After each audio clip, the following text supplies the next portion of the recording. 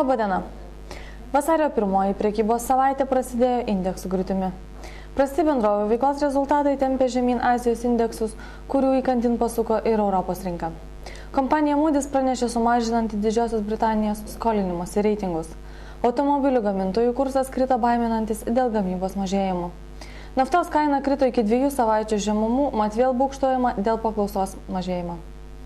Pabaltijo biržos nuo šiandien pradėjo dirbti ilgiau, tačiau nei aktyvumu, nei naujienų srautų neišsiskyrė. Vilniaus vertybinių popierių biržos indeksas krito 0,45%. Šiandien didžiausias susidomėjimas atiteko Panevėžio statybos Tresto pozicijai, kurioje kursas kilo iki leistinų ribų. Ypatingai akcijos buvo išparduodamas per vieną užsienio tarpininką. Bankinio sektoriaus akcijos kiek stokojo aktyvumo, išskyrus Ūkio banko poziciją, kurioje akcijų kursas krito virš 4%. Panašu, kad tie investuotojai, kurie nespėjo praeitą savaitę fiksuotis pelnų, tai padarė jau šiandien.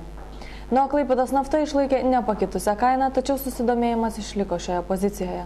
Bendra biržos apyvarta liko pakankamai menka, virš 2 milijonų litų, nors dėl prailgintų valandų tikėtasi aktyvesnės prekybos. Kaimyninės Latvijos vertybinių popierių biržos indeksas dardėjo žemyn 2,37%. Iš viso akcijų perleista už 16 000 Latvijos latų, iš kurių daugiau kaip pusė kompanijos Grindex, kurios kursas krito virš 7% ir tempė indeksą žemyn. Na, o Talino vertybinių popierių biržos indeksas visgi fiksavo 1,11% kilimą. Didžiausia įtaka indeksui turėjo virš 3% kilusi Tallinn Group kaina. Apyvartos buvo menkos praktiškai visose likvidesnėse pozicijose ir tik 180 000 eurų ir daugiau perkopė Baltika bei Esti Telekom. Šiandien naujienų tiek, viso geriausio.